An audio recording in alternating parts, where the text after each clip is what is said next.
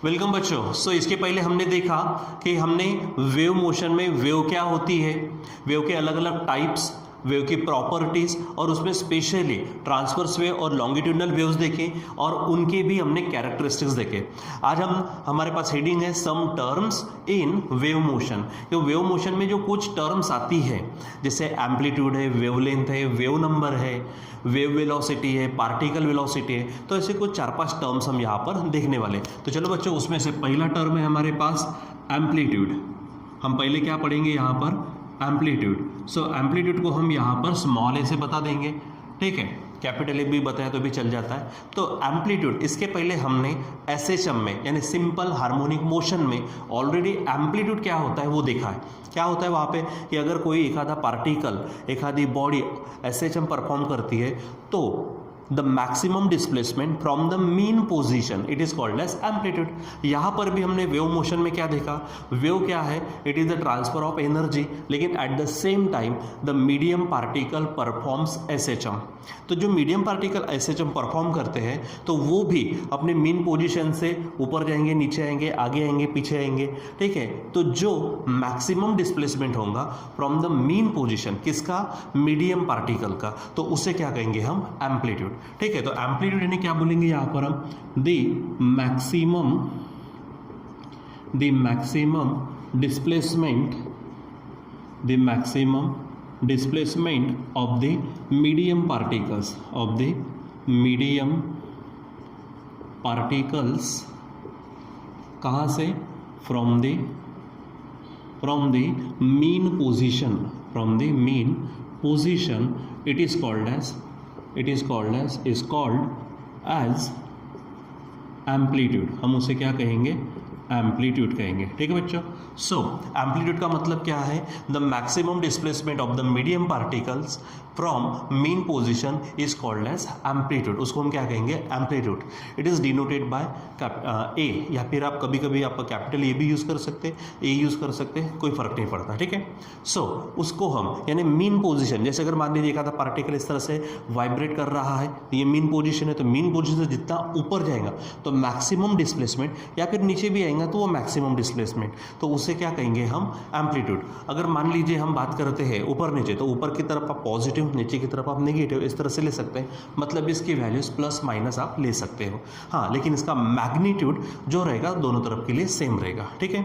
फिर उसके बाद सेकंड जो आता है वो है हमारे पास वेवलेंथ। सेकंड क्या है हमारे पास, वेवलेंथ। आप वेवलेंथ को लैम्डा से बता सकते हो, ठीक है। आप वेवलेंथ को कैसे बताएंगे, लैम्डा से। वेवलेंथ क्या होती है, ठीक है। थोड़ा सा पहले यहाँ पर देखिए कि अगर मान लीजिए मैं एक आधी ट्रांसवर्स वेव ले लेता हूँ, ठीक है। तो ट्रांसवर्स वेव लेता हूँ, यहाँ पर ये जो बात चल रही है, यहाँ पर ये ओरिजिन से शुरू होते हैं, ठीक है। अब यहाँ पर ये क्या है, अब यहाँ पर देखेंगे तो ये मीन पोजीशन समझो, तो मीन पोजीशन से ये मैक्सिमम डिस्प्लेसमेंट, यानी ये हो गया यहाँ पर एम्पलीट्यूड। अब यहाँ नीचे की तरफ जाएंगे तो ये भी क्या हो गया, इसका एम्पलीट्यूड हो गया। और यहाँ से शुरू होकर एक वेव यहाँ कंप्लीट हुई है। अब इसका मतलब क्या है, आप बराबर देखिए, अगर मैं पार्टिकल की बात करता हूँ, ठीक है, पार्टिकल वाइब्रेट होगा, पार्टिकल एसएचएम परफॉर्म करेगा, तो वो क्या करेगा, पहले समझो ऊपर की ओर इस तरह से वाइब्रेशंस हो रहे, तो मीन पोजीशन से वो ऊपर जा रहा है, ठीक है। जब वो ऊपर जा रहा है फिर उसके बाद क्या करेगा, वो फिर वापस आएगा पहले मीन पोजीशन, फिर नीचे जाएगा मैक्सिमम, ठीक है, और फिर वापस आएगा। तो इस समय में, ठीक है, वो इस तरह से जा रहा है, फिर वापस आ रहा है, फिर नीचे की तरफ जा रहा है, फिर वापस आ रहा है, और उसके बाद सेकंड पार्टिकल क्या होना शुरू होगा, क्योंकि पहला पार्टिकल अपनी एनर्जी दूसरे को दे रहा, तो दूसरा पार्टिकल भी क्या करेगा, वाइब्रेशन में आएगा, तीसरा आएगा, चौथा आएगा, इस तरह से हर पार्टिकल क्या करता है, एसएचएम परफॉर्म करेगा। तो मान लीजिए कि एक पार्टिकल यहाँ से पूरा वाइब्रेशन कंप्लीट करते समय एक वेव होती है, फिर दूसरा पार्टिकल यहाँ से शुरू करता है, ठीक है। वो भी ऊपर जाएगा, नीचे आएगा, फिर नीचे जाएगा, फिर आएगा, ठीक है। फिर उसकी वेव, तो मान लीजिए कि ये पहला पार्टिकल, ये दूसरा पार्टिकल जो लगातार है, सक्सेसिव पार्टिकल्स। इसके बीच में ये जो डिस्टेंस होगा, इस डिस्टेंस को हम कहते लैम्डा, मतलब वेवलेंथ। इसे क्या कहेंगे हम, वेवलेंथ, ठीक है। तो ये भी ऊपर जाने के लिए तैयार है, इसके बाद यहाँ से ये ऊपर जाने के लिए तैयार है, ठीक है। तो ऐसे दो सक्सेसिव पार्टिकल, ठीक है, जो सेम फेज में हो। सेम फेज का मतलब अगर पहला पार्टिकल ऊपर की ओर निकलने की कोशिश करा तो उसी समय दूसरा पार्टिकल ऊपर की ओर जाने की कोशिश करेगा। तो ऐसे पार्टिकल्स, ठीक है, जो सेम फेज में हो या फिर जिनका फेज डिफरेंस 2 पाई का हो, फेज डिफरेंस कितना का हो हमारा 2 पाई का, तो उसे हम कहेंगे क्या, हमारी वेवलेंथ, ठीक है, हम उसे क्या कहेंगे, वेवलेंथ। तो वेवलेंथ का मतलब क्या है, the distance between 2 successive particles, medium particles, the distance, ये डिस्टेंस, ठीक है, the distance between 2 successive medium particles, ठीक है, हैविंग द सेम फेज या फिर इन द सेम फेज। आप वहाँ पे बोल सकते हो हैविंग फेज डिफरेंस 2 पाई, ठीक है, they are called as, it is called as wavelength, ठीक है। हाँ, फिर उसके बाद में हमने दो अलग अलग तरीके की वेव देखी है, जैसे कि एक वेव देखी हमने ट्रांसवर्स वेव, एक वेव देखी हमने लॉन्गिट्यूडनल वेव, और वहाँ पे कैरेक्टरिस्टिक्स में ये पॉइंट आ चुका है, कौन सा, कि जैसे यहाँ की अगर हम बात करते हैं तो ये क्रेस्ट है, उसके बाद ये क्रेस्ट है, तो आप क्रेस्ट के बीच का अगर डिस्टेंस लेंगे तो आप उसे भी क्या कहेंगे, वेवलेंथ कहेंगे। यहाँ से इधर गया है इस तरह से, तो ये ट्रफ है, तो ये ट्रफ और ये ट्रफ की बात करेंगे तो ये भी हमारा क्या है, वेवलेंथ है। सो यहाँ पे ट्रफ या फिर क्रेस या फिर लॉन्गिट्यूडनल वेव में कॉम्प्रेशन रेयरफैक्शन के बीच का जो डिस्टेंस है उसे हम क्या कहेंगे, वेवलेंथ। तो जनरल डेफिनेशन क्या ध्यान में रखेंगे आप, the distance between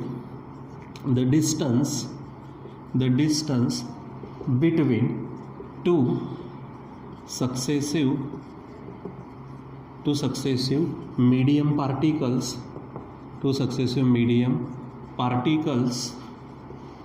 in the same phase। अब सेम फेज का मतलब क्या है, having phase difference कितने का होगा वो, 2 पाई, ठीक है।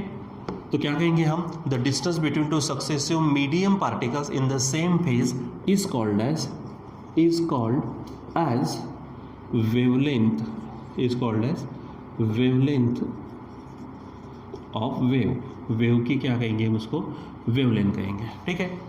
और दूसरी बात, यहाँ पर अगर मैं ट्रांसवर्स वेव के हिसाब से विचार करूँ या फिर लॉन्गिट्यूडनल के हिसाब से विचार करूँ तो यहाँ पर इसकी दो अलग डेफिनेशन बन सकती है। यानी क्या बोलेंगे हम, द डिस्टेंस बिटवीन, क्या बोलेंगे हम, the distance between 2 successive crest और ट्रप्स is called as the wavelength of transverse wave, ठीक है। देखो मेन डेफिनेशन ये ध्यान में रखेंगे आप, the distance between 2 successive particles in the same phase is called as wavelength. या फिर अगर ट्रांसवर्स वेव के बारे में बात करेंगे, the distance between 2 successive crest और ट्रप्स, यानी ट्रप के बीच का डिस्टेंस, क्रेस्ट के बीच का डिस्टेंस इज कॉल्ड एज, क्या बोलेंगे हम, वेवलेंथ ऑफ ट्रांसवर्स वेव। अगर दूसरा हम लॉन्गिट्यूडनल के हिसाब से विचार करते तो यहाँ पर होगा the distance between 2 successive compressions or rarefaction is called as wavelength of longitudinal wave। तो ये दो पॉइंट आपको ध्यान में रखने हैं, ठीक है। सो क्या क्या बताया मैंने यहाँ पर आपको कि वेवलेंथ का मतलब क्या होगा, the distance between 2 successive particles in the same phase, ठीक है। अगर ट्रांसवर्स वेव की बात करते हैं तो ट्रांसवर्स वेव के लिए क्या होगा, the distance between 2 successive crest या फिर सक्सेसिव ट्रप्स, ठीक है। और लॉन्गिट्यूडनल वेव के लिए बात करते हैं द डिस्टेंस बिटवीन 2 सक्सेसिव कॉम्प्रेशंस और सक्सेसिव रेयरफैक्शंस, उसको क्या कहेंगे हम, wavelength of the longitudinal wave, ठीक है बच्चों। सो ध्यान में रखना, तो एम्पलीट्यूड, उसके बाद वेवलेंथ। फिर आगे बढ़ते हमारे पास है वेव नंबर, हम क्या बोलेंगे यहाँ पर, वेव नंबर। आप वेव नंबर को लैम्डा बार से बता सकते हो। आप वेव नंबर किससे बताएंगे? लैम्डा बार से। अब थोड़ा सा यहाँ पे देखिए, जैसे कि अगर मैं बात करता हूँ, मैं 1 मीटर इतनी लेंथ लेता हूँ, ठीक है, 1 मीटर इतनी लेंथ ले ली। अब इसके ऊपर मैं वेव्स निर्माण करता हूँ। समझो ये वेव है, इस तरह से हमारे पास क्या है? वेव है, ठीक है। यहाँ तक मैं ले लेता हूँ, ठीक है। ये पॉइंट ए से पॉइंट बी 1 मीटर इतनी मैंने लेंथ ले ली है, ठीक है। उसके बाद अब मैं काउंटिंग करता कि इसमें कितनी वेव्स आई है। देखो, पहली वेव यहाँ से यहाँ तक, दूसरी वेव यहाँ से यहाँ तक, 2 हो गई। ये थर्ड वेव, ये फोर्थ वेव, ये फिफ्थ वेव और ये सिक्स्थ वेव। इसका मतलब पर यूनिट लेंथ, ठीक है, पर यूनिट लेंथ हमारे पास कितनी वेव्स आई है? 6। यानी यूनिट लेंथ में, अब मैंने एग्जांपल, मैंने 1 मीटर ले लिया, तो 1 मीटर में कितनी वेव्स आई है? 6। तो जो नंबर आता है 6, number of waves per unit length, क्या बोलेंगे हम? Number of waves per unit length, यानी यूनिट लेंथ में कितनी वेव्स आई है उसको हम कहेंगे वेव नंबर। उसको क्या कहेंगे हम? वेव नंबर, ठीक है। सो क्या कहेंगे हम? the number of waves per unit length is called as wave number। उसको क्या कहेंगे हम? वेव नंबर कहेंगे, ठीक है। दूसरी बात, वो उसका फार्मूला ध्यान में रखना, it is the reciprocal of wavelength. क्या बोलेंगे हम? It is the reciprocal of wavelength। It is the reciprocal of wavelength. मतलब क्या? सो क्या हो जाएगा? Lambda bar is equal to reciprocal of wavelength. Wavelength किससे बताते हैं हम? लैम्डा से। यानी lambda bar is equal to क्या हो जाएगा? 1/λ, ठीक है। Lambda bar is equal to 1/λ। अगर मैं इसका यूनिट देखता हूँ तो यूनिट क्या होगा इसका? देखो, वेवलेंथ है तो वेवलेंथ का यूनिट है मीटर। अच्छा, वेवलेंथ नीचे है तो मीटर नीचे है, ऊपर जाएंगे तो क्या होगा? Metre inverse. तो इसका यूनिट होगा मीटर इनवर्स, ठीक है। और इसके अगर हम डायमेंशंस की बात करते हैं तो अब डायमेंशंस ध्यान में रखें इसका, ठीक है, क्योंकि हमारे पास मास नहीं है तो m0, लेंथ है, ठीक है, तो वो होगी -1 और टाइम के लिए भी हम लेंगे 0। तो इसके डायमेंशंस होंगे ये, ठीक है, ये यूनिट। और वेव नंबर का मतलब क्या है? नंबर ऑफ वेव्स, उसके नाम में ही छुपा है, number of waves per unit length, ठीक है। यानी 1 मीटर में, अब पर यूनिट लेंथ का मतलब सिर्फ मीटर ही नहीं, अब 1 सेंटीमीटर, 1 मिलीमीटर, 1 मीटर, 1 किलोमीटर, कुछ भी 1 के रिलेटेड कुछ भी, यानी यूनिट लेंथ, ठीक है। तो उसमें कितनी वेव्स आती है उसको क्या कहेंगे हम? Wave number. And it is the reciprocal of wave length, ठीक है। चलो तो नेक्स्ट की ओर बढ़ते हैं हम। हमारे पास है 4th, हम बोलेंगे यहाँ पर पार्टिकल वेलोसिटी। यहाँ पे क्या कहेंगे हम? Particle velocity. अब पार्टिकल वेलोसिटी उसको मैं वीपी से बता देता हूँ। यहाँ पर किससे बताएंगे? यहाँ पर हम पार्टिकल वेलोसिटी को वीपी से। अब होता क्या है कि जब वेव एक आधी ट्रैवल करती है, आगे बढ़ती है, तो मैंने कहा बार बार वहाँ पे पार्टिकल क्या करते हैं? वाइब्रेट करते हैं, ऑसिलेशंस, ये सेशन पैदा करते हैं, ठीक है। सो वेव तो आगे बढ़ रही, तो वेव की एक वेलोसिटी होंगी और पार्टिकल भी खुद मोशन में है, तो पार्टिकल की, देखो, वेव भी जा रही, वेव मोशन, तो वेव की भी वेलोसिटी, और पार्टिकल क्या कर रहे हैं? ऐसे शब्द, यानी सिंपल हार्मोनिक मोशन है, मतलब इसकी भी वेलोसिटी। तो वेव के संबंध में 2 मोशन लेते हैं, एक हम पार्टिकल वेलोसिटी लेते, एक हम वेव वेलोसिटी लेते। तो पार्टिकल वेलोसिटी है क्या? During the propagation of the wave के ट्रैवल करते समय, प्रोपेगेशन के समय, ठीक है, तो क्या बोलेंगे? The velocity of the medium particle performing SHM. क्या बोलेंगे हम यहाँ पर? During the propagation of the wave के प्रोपेगेशन के समय, during the propagation of the wave, the velocity of medium particle, जो क्या परफॉर्म करते हैं? Performing SHM is called as particle velocity। उसको क्या कहेंगे हम? पार्टिकल वेलोसिटी कहेंगे, ठीक है। It is denoted by VP, ठीक है। ध्यान में रखना इसके बारे में स्टार पॉइंट है क्या कि particle velocity changes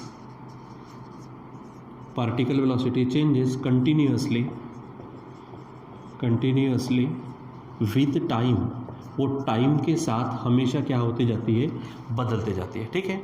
and it is given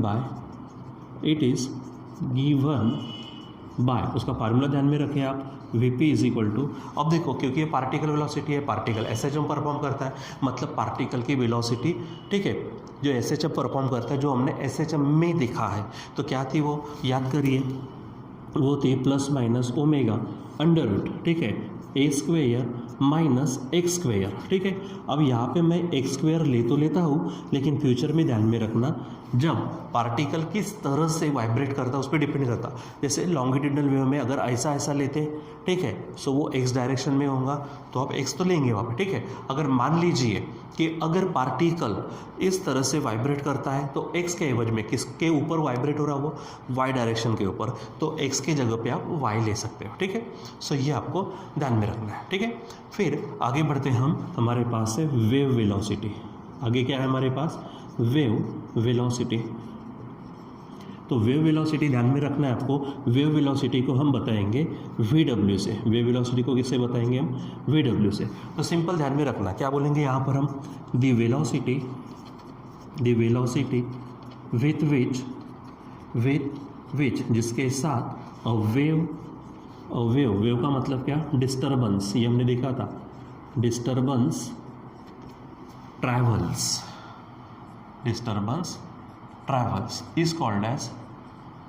is called as wave velocity. उसको क्या कहेंगे हम, वेव वेलोसिटी, ठीक है।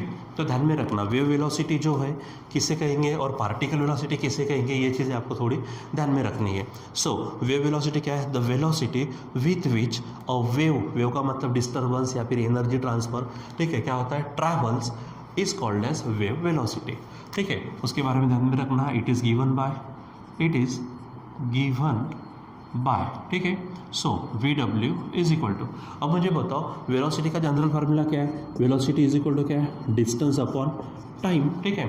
तो अगर हम बात करते फिर से कि ये यहाँ से यहाँ तक, देखो यहाँ पे ये फॉर्म हो गया, ये यानी ग्राफिकल रिप्रेजेंटेशन हो गया। अगर यहाँ से वेव निकल कर यहाँ तक आती है, वेव कहाँ से निकल कर कहाँ तक आती है, यहाँ से यहाँ तक, ठीक है, मतलब इसने इतना डिस्टेंस कवर किया। और ये देखो, ये मैंने बताया था, ये क्या है हमारा डिस्टेंस कितना है, लैम्डा, और यहाँ पर एक कंप्लीट वेव हो गई। तो एक वेव कंप्लीट होने के लिए जो समय लगता, that is called the period, यानी टाइम कितना हो जाएगा यहाँ पे, पीरियड, ठीक है। तो वेव वेलोसिटी का फार्मूला क्या हो जाएगा, लैम्डा अपॉन टी, यानी डिस्टेंस अपॉन, ठीक है। सो ये आपको ध्यान में रखना है। या फिर एक चीज़ और है, आपको मालूम है VW is equal to lambda upon T है, इसको मैं ऐसा एडजस्ट कर सकता हूँ 1 अपॉन टी इंटू लैम्डा। अब 1 अपॉन टी का मतलब क्या है, पीरियड का रेसिप्रोकल, और पीरियड का रेसिप्रोकल क्या है, वो रहती फ्रीक्वेंसी, यानी 1/t के जगह पे n लगा सकते और लैम्डा, यानी VW इज इक्वल टू क्या हो जाएगा, n लैम्डा। सो और करके मैं लिख देता हूँ यहाँ पर VW is equal to n into lambda. अब यहाँ पे नई जो कंसेप्ट है वो क्या है, वेयर t क्या आया है, वेयर t, ठीक है, टाइम पीरियड बोलेंगे हम यहाँ पर, टाइम पीरियड ऑफ वेव का टाइम पीरियड है, ठीक है। और अगर n की बात करते तो ये है फ्रीक्वेंसी ऑफ वेव, तो ये आपको क्या करना है, ध्यान में रखना है, ठीक है बच्चों। सो इस प्रकार से हमको क्या करना है, कुछ चीज़ें ध्यान में रखनी होती है। तो कुछ टर्म्स जो है वो हमने आज यहाँ पर देखे, कौन से, द एम्पलीट्यूड, वेवलेंथ, उसके बाद वेवलेंथ में भी 2 स्टार पॉइंट देखे हमने, ठीक है, कि खुद उसकी डेफिनेशन ट्रांसवर्स वेव के अनुसार, लॉन्गिट्यूडनल वेव के अनुसार, ठीक है। फिर वेव नंबर, उसके बाद पार्टिकल वेलोसिटी उसका फार्मूला, उसके बाद हमारे पास है वेव वेलोसिटी उसका फार्मूला, क्या चीज़ें, ये सब चीज़ें, ठीक है बच्चों। सो आज के लिए हम यहाँ पर रुकते हैं, बाकी हम कंटिन्यू करेंगे नेक्स्ट वीडियो में, ठीक है बच्चों।